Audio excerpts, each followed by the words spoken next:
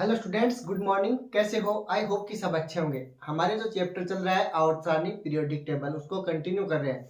देखो, इससे पीछे वीडियो में हमने मेंडल का जो आवर्तसारणी का नियम है उसके बारे में चर्चा कर रहे थे, उसको अब कंटिन्यू करते हैं। देखो, हमने उसके बारे में उसने कितने एलिमेंट्स क्या बताए सबका देख लिया था। अब आगे आज हम इस वीडियो में देखने वाले हैं कि जो इसके मेरिट्स क्या है, मतलब मेंडल की जो आवर्ती थी, आवर्तसारणी थी, उसकी सफलताएं क्या है, उपलब्धियां क्या है, इसके बारे में आज स्टडी करेंगे। तो बिना टाइम वेस्ट किए स्टार्ट करते हैं। तो हेडिंग डालो मेंडलीव की आवर्तसारणी की उपलब्धियां, merits of Mendeleev's periodic table. ठीक है, तो हेडिंग डालो मेंडल की आवर्तसारणी की उपलब्धियां, है ना। तो यहाँ पे मैं लिख रहा हूँ उपलब्धियां ना, अगला टॉपिक डायरेक्टली किसकी है, ये मेंडल की आवर्तसारणी है, उसकी उपलब्धियां है ना। हाँ, merits of Mendeleev periodic table, है ना। तो उपलब्धियों की बात कर रहे हैं, मेरिट्स एंड डिमेरिट्स की। चलो पूरा लिख देता हूँ। आप बोलोगे कि सर आप कंटिन्यू नहीं करें, पूरा नहीं लिख रहे। हम तो पूरा लिखते हैं। चलो पूरा ही लिख देते हैं। मेंडलीव की आवर्तसारणी, मेंडलीव, कौन सा लीव? मेंडलीव। आपको एक बात बता दूं, मैं जो आपको पढ़ा रहा हूँ ना, इसमें से क्वेश्चन आपको एग्जाम में 100% देखने को मिलेंगे। पूरा कोर्स फ्री ऑफ कॉस्ट हमारे इस यूट्यूब चैनल पे आपको मिलने वाला है। तो आपको इस चीज की टेंशन बिल्कुल भी नहीं लेनी है कि क्वेश्चन यहाँ से आएंगे कि नहीं आएंगे, क्योंकि हम पूरा कोर्स करवाएंगे आपको। जैसे बॉटनी जूलॉजी का कोर्स उधर चल ही रहा है और इधर मैं केमिस्ट्री का करवा रहा हूँ, और कोशिश करेंगे कि आपके जो फिजिक्स है उसका भी कोर्स क्या हो जाए, पूरा हो जाए, कंटिन्यू हो जाए, है ना इधर। ठीक है, आप लोगों का अगर सपोर्ट रहा अच्छे से तो क्या हो जाएगा, वो कोर्स भी पूरा हो जाएगा। उपलब्धियां, कौन सी उपलब्धियां? उपलब्धियां, हाँ उपलब्धियां। डिमेरिट्स और मेरिट्स की बात करेंगे तो पहले उपलब्धियों की बात कर लेते हैं। मेरिट्स की बात कर लेते हैं कि क्या सफलता मिली, है ना। तो मेरिट्स ऑफ, देखो एक बात बता दूं मैं आपको, अब आपको पढ़ना स्टार्ट कर देना चाहिए, टाइम बिल्कुल भी खराब नहीं करना चाहिए बच्चों। एग्जाम बहुत ही पास में, लगभग आपके 110 दिन बचे हैं एग्जाम के। कितने बचे हैं? 110 दिन बचे हैं।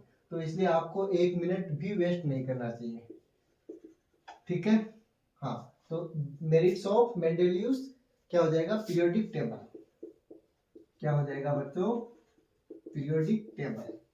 अब देखो इसने क्या बताया, सबसे इंपॉर्टेंट बात, क्या सफलता मिली इसको। इसने बताया, देखो सबसे इंपॉर्टेंट बात ये बताई कि आगे भविष्य में है ना और तत्वों की खोज होगी, एलिमेंट्स की खोज होगी। तो ये बात बताने वाले पहले साइंटिस्ट थे अपने मेंडलीव भाई साहब। और इन्होंने क्या बता दिया, अपनी जो आवर्तसारणी थी उसमें ऐसे भविष्यवाणी कर दी कि आगे जो है ना, मतलब एलिमेंट्स तो डिस्कवर होंगे ही होंगे, उनकी इन्होंने जगह भी छोड़ दी खाली। और कितने तत्वों तक की जगह छोड़ी? 86 तत्वों तक की, मतलब 86 तत्वों तक और हो सकते हैं, इतना प्रिडिक्शन इन्होंने लगा दिया था। तो सबसे इंपॉर्टेंट बात यही हो जाती है कि इन्होंने नए तत्वों की भविष्यवाणी की, प्रिडिक्शन किया, भविष्यवाणी की, है ना। और क्या बताया कि आवर्तसारणी के अंदर उनके रिक्त स्थान छोड़ दिए, है ना। इंपॉर्टेंट लाइन हो जाती है, क्योंकि इतना दिमाग लगा पाना भी उस टाइम पे बहुत ही मुश्किल था, है ना। तो क्या बताया इन्होंने कि इन्होंने बताया कि नए तत्वों की खोज की भविष्यवाणी की। इन्होंने नए तत्वों, तत्वों का मतलब क्या होता है? एलिमेंट्स। तो इन्होंने नए तत्वों की खोज की भविष्यवाणी की, डिस्कवरी की, भविष्यवाणी की। बोले कि आगे भविष्य में, फ्यूचर में और भी एलिमेंट्स हैं वो डिस्कवर होंगे। नए तत्वों की खोज की भविष्यवाणी की, है ना। खोज की भविष्यवाणी करने वाले कौन थे? अपने मेंडल भाई साहब थे। भविष्यवाणी की, इन्होंने प्रिडिक्शन कर दिया कि आगे और भी एलिमेंट्स है वो क्या होंगे, खोजे जाएंगे, है ना। और क्या किया, अपनी जो आवर्तसारणी थी उसमें रिक्त स्थान छोड़ दिए उन एलिमेंट्स के लिए, है ना। तो रिक्त स्थान क्या हो गए? खाली छोड़ दिए ना, वेकेंट स्पेस छोड़ दिया। तो रिक्त स्थान भी क्या कर दिया? नए एलिमेंट्स के लिए छोड़ दिया, जगह छोड़ दिया, है ना। रिक्त स्थान, वेकेंट स्पेस छोड़ दिया अपनी आवर्तसारणी में, है ना। आगे बात समझ में। उसके बाद में देखो इन्होंने क्या किया कि जो एलिमेंट्स हम जैसे डिस्कवर करेंगे ना, उनका नामकरण करने की भी कोशिश की। क्या बताया उन्होंने, जैसे पहले एलिमेंट्स जैसे डिस्कवर्ड है, उसके नाम के आगे अगर कोई और डिस्कवर्ड हो जाता है तो उससे पहले हम एका लगा देंगे। जैसे बोरोन है, तो वहां तक तो डिस्कवरी हो चुकी थी उस टाइम, लेकिन अगर उससे आगे कोई एलिमेंट खोजा जाएगा तो उसका कुछ टाइम के लिए हम टेम्परेरी नाम रखेंगे।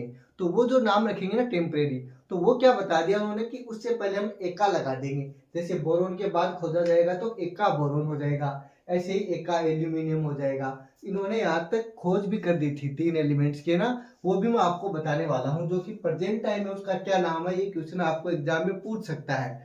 तो यहाँ तक आपके बात समझ में आई कि क्या हुआ, भविष्य में पाए जाने वाले तत्वों के नामकरण का तरीका भी बताया।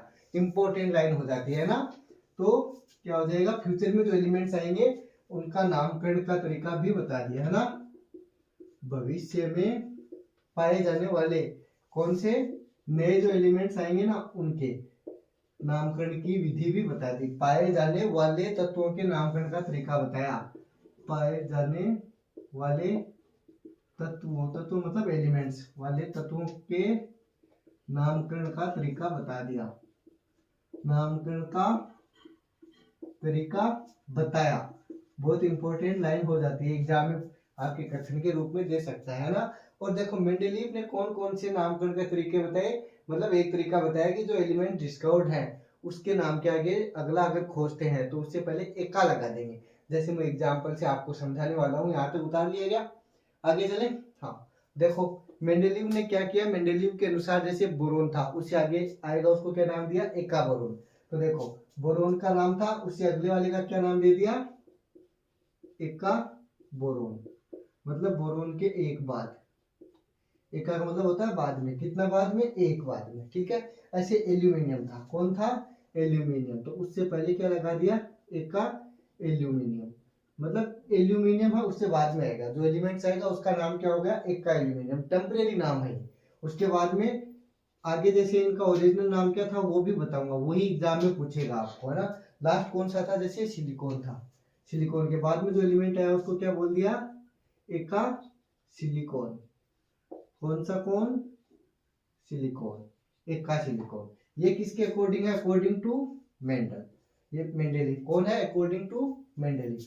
तो ये मेंडेलीव के अनुसार है ये चीजें, तो ना ये तीनों नाम तो ठीक है, मेंडेलीव के अकॉर्डिंग, अकॉर्डिंग टू मेंडेलीव। लेकिन अब प्रेजेंट टाइम में जैसे एका बोरोन है, इसका क्या नाम है, बहुत ही इंपॉर्टेंट नाम हो जाता है। एका बोरोन को क्या बोल देते हो आप लोग, स्कैंडियम बोल देते हो, SC से रिप्रेजेंट करते हो, किससे, SC से, स्कैंडियम हो गया। ऐसे जैसे एल्यूमिनियम है इसको किसे लिखते हो, गैलियम से। ऐसे अपने सिलिकॉन है इसको किससे लिख देते हो, जर्मेनियम से, ठीक है, इसको Ga से। और जर्मेनियम को किससे लिख देते हो आप लोग, जर्मेनियम को लिख देते हो Ge से। और ये गैलियम था, है ना। यहां तक कहानी समझ में आ गई। स्कैंडियम प्रेजेंट टाइम में क्या नाम है, ये नाम है, प्रेजेंट टाइम में यही नाम है, ठीक है। प्रेजेंट टाइम में स्कैंडियम, गैलियम, जर्मेनियम, ठीक है। ये तीनों नाम याद रखने हैं आपको कि प्रेजेंट टाइम में जो नाम है इनके। अब ऐसे नहीं है कि मैं स्कैंडियम को हिंदी में भी लिख दूं आप लोग समझे नहीं हो, इतना तो आप तैयारी कर रहे हो तो समझ चुके हो, है ना। तो इनका नाम क्या था, पहले ये था, अब क्या है, ये प्रेजेंट टाइम में, इतना याद रख लेना आपके लिए सफिशियंट है, ठीक है। हाँ उसके बाद में इसने क्या बताया, हाँ इसके बाद में क्या बताया, बहुत ही इंपॉर्टेंट लाइन थी, है ना। जैसे कि समान गुणों वाले तत्वों को एक ही वर्ग में रखा, है ना। तो उन्होंने ये बात तो कह दी कि एक ही, मतलब एक ही ग्रुप में रखेंगे समान गुणों वाले तत्वों को, लेकिन उन्होंने कहीं कहीं ऐसी मिस्टेक कर दी। जैसे भारी तत्व थे ना, वो क्या हो गए, आगे पीछे हो गए, हल्के से आगे पीछे लिख दिए। जैसे कि अपने कोबाल्ट है 58.6 है, उसको निकल से पहले रख दिया, तो ये गलती हो गई। तो इंपॉर्टेंट लाइन आ जाती है यहाँ पे कि मेंडल ने, मतलब मेंडेलीव ने क्या किया, समान गुणों वाले तत्वों को एक ही वर्ग में रखने के लिए उन्होंने कहीं कहीं भारी तत्वों को भी अपने हल्के तत्वों में रख दिया। ये उनकी गलती भी थी और ऐसे एक मतलब उपलब्धता भी मान सकते हैं। उपलब्धता कैसे मान सकते हैं, जैसे कि उन्होंने ये काम तो किया, उनको मतलब भार के अकॉर्डिंग या गुणों के आधार पर रख तो दिया, लेकिन उसको कभी कभी एडजस्ट भी करना पड़ा, है ना। जैसे कि आपको मैं एक बात बताऊं, कोई आदमी है अच्छा काम करे तो उसे कोई गलती भी हो जाती है, सेम ऐसी बात थी। तो बाकी ये अच्छी अच्छी बात भी थी और इसमें मिस्टेक भी थी, वो आपको आगे समझ में आ जाएगा, लिखाऊंगा था, है ना। हाँ तो क्या बात हो गई, इन्होंने सबसे पहले एलिमेंट्स को भार के अकॉर्डिंग रखा था या फिर परमाणु क्रमांक के, ये बताओ। मैंने पढ़ाया भी है कल वाली क्लास में, आपको रिवाइज करवाऊं मैं, याद है कि नहीं है, देखे तो सही। देखो परमाणु भार के बढ़ते क्रम में तो किसने रखा है, जो कि आधुनिक पीरियोडिक टेबल है, मतलब मॉडर्न पीरियोडिक टेबल है। वर्तमान समय में जो चल रही है उसमें रखा गया है। और इसने किसमें रखा था? परमाणु भार के अनुसार बढ़ते क्रम में। तो आपसे ये क्वेश्चन भी पूछेगा, तो परमाणु क्रमांक कौन है जो हमें आगे पढ़ेंगे मोजले वाली, है ना वो। तो यहाँ पे देखो आगे क्या हो जाएगा इसका, अवसानी की कौन सी उपलब्धि हो जाएगी? समान गुणों वाले तत्वों। कौन से? समान गुणों वाले तत्वों को क्या किया? एक जगह पे रखा। तत्वों को एक ही वर्ग में रखने के लिए, है ना, तत्वों को एक ही वर्ग में, वर्ग का मतलब ग्रुप, है ना, आपको बता दिया है ना। वर्ग का मतलब क्या होता है इंग्लिश में? ग्रुप होता है ना। वर्ग में रखने के लिए, रखने पर है या के लिए रख दो ना, रखने के लिए क्या किया? रखने के लिए इन्होंने क्या किया? कहीं कहीं पे भारी तत्वों को भी हल्के तत्वों के बीच में रख दिया। तो यही बात देखेंगे, रखने के लिए इन्होंने किसने? मेंडेलिफ ने। कौन से लिफ ने? मेंडेलिफ ने। इन्होंने कहीं कहीं भारी तत्वों को भी इनके बीच में रख दिया। तो कहीं कहीं पे मतलब बीच बीच में क्या किया? भारी तत्वों को भी हल्के एलिमेंट्स के बीच में रख दिया। भारी तत्वों को हल्के, हल्के मतलब जो वजन में कम हो, उनको भी क्या रख दिया? पहले रख दिया, है ना, तत्वों से पहले रख दिया, है ना। तो ये डीमेरिट्स के अंदर भी आ जाता है, लेकिन इन्होंने किया मतलब ये मतलब उसके गुण समान थे इसलिए इन्होंने बीच में रख दिया ना, हल्के तत्वों से पहले रखा या रख दिया, से पहले रखा। यहाँ तक आपके बात समझ में आ गई? हाँ, तो देखो जैसे एग्जाम्पल से बताऊंगा आपको। एग्जाम्पल है जैसे कोबाल्ट है। कौन सा है? कोबाल्ट है। तो इसका एटॉमिक मास कितना होता है? 58.6 होता है। कितना? अब इसको निकल से पहले रख दिया, और निकल का कितना होता है? देखो निकल होता है उसका 56 पॉइंट कुछ होता है, मतलब 9 होता है, 56.9 होता है। तो इससे क्या रख दिया? इसको पहले रख दिया, है ना। तो ये क्या हो गई? वैसे तो मिस्टेक थी, लेकिन ये उपलब्धि के अंदर भी आ जाता है, क्योंकि गुण क्या थे? एक समान थे, उसके अकॉर्डिंग रखा, है ना, से पहले रख दिया या रखा, सेम ही बात है ना। तो ये क्या थी? मेरिट्स थी। अब क्या करेंगे हम? डीमेरिट्स पढ़ेंगे। मेंडेलीव की आउटसानी की कमियां पढ़ने वाले हैं अगले वीडियो में, मतलब सॉरी अगले टॉपिक में। हाँ, छाप लिया? चलो स्क्रीनशॉट ले लिया होगा ना। अब क्या करेंगे? कमियां पढ़ेंगे। आगे बात समझ में? कमियां मतलब डीमेरिट्स पढ़ेंगे। तो क्या थी कमियां? बताओ। एक तो सबसे बड़ी कमी यही थी क्या कि इन्होंने जो मतलब बताया कि 86 अपने 86 एटॉमिक नंबर तक इन्होंने क्या किया? स्पेस खाली रखा। लेकिन अभी एलिमेंट्स कितने हैं टोटल? 118, है ना। तो एक तो यही गलती हो गई थी इनसे, है ना। और उसके बाद में क्या थी? इन्होंने जैसे कि नामकरण बताया उसमें भी कुछ गड़बड़ थी क्या? हाँ, तो बताता हूँ। देखो अभी यहाँ पे हेडिंग डालो, आउट सारणी, मेंडल की आउट सारणी की कमियां। यहाँ पे क्या हो जाएगा? डीमेरिट्स। कौन सी मेरिट्स? डीमेरिट्स हो जाएगा, है ना। तो आप लोग हेडिंग डालो, डीमेरिट्स ऑफ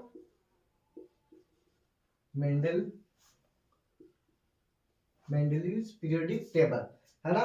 तो क्या हुआ? सबसे पहले देखो आप पढ़ते हो हाइड्रोजन के बारे में। किसके बारे में? हाइड्रोजन के बारे में। हाइड्रोजन का स्थान आज भी फिक्स नहीं है, लेकिन इसको रखते किस में? हम सबसे पहले नंबर पर रखते हैं, फर्स्ट ग्रुप में रखते हैं। तो उस टाइम भी हाइड्रोजन का स्थान क्या था? अनिश्चित था। तो ये भी उसके स्थान को फिक्स नहीं कर पाए थे।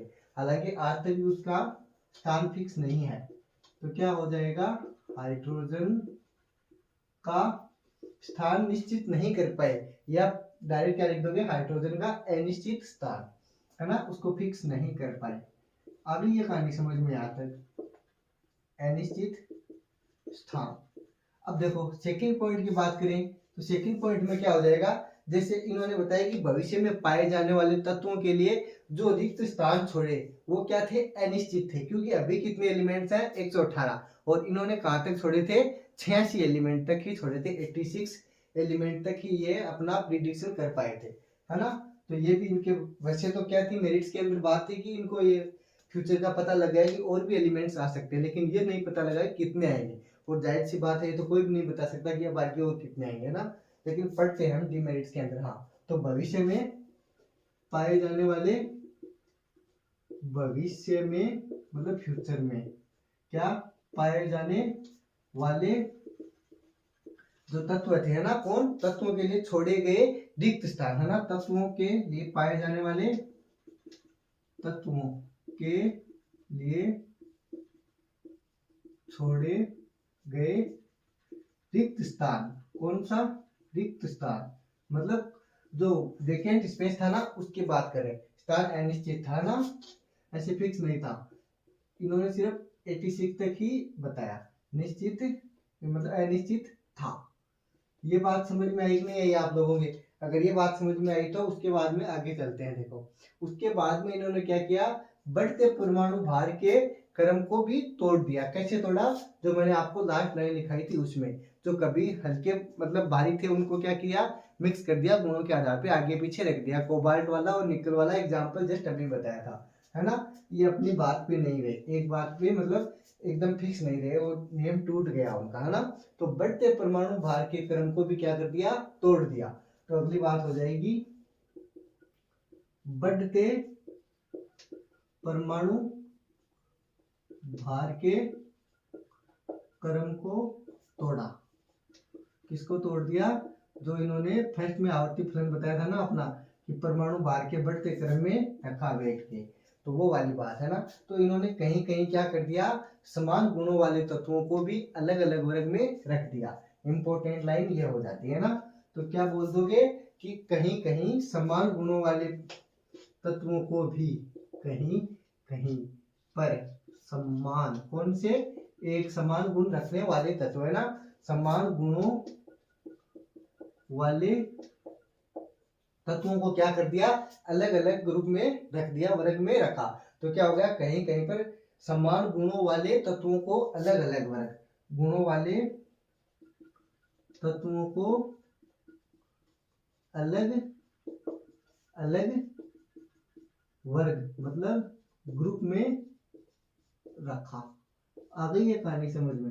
लास्ट में क्या है, अलग अलग ग्रुप में रखा। ये चीज मैंने लिखी है, अगर आपको नहीं दिख रही तो मैं बता देता हूँ बोल के।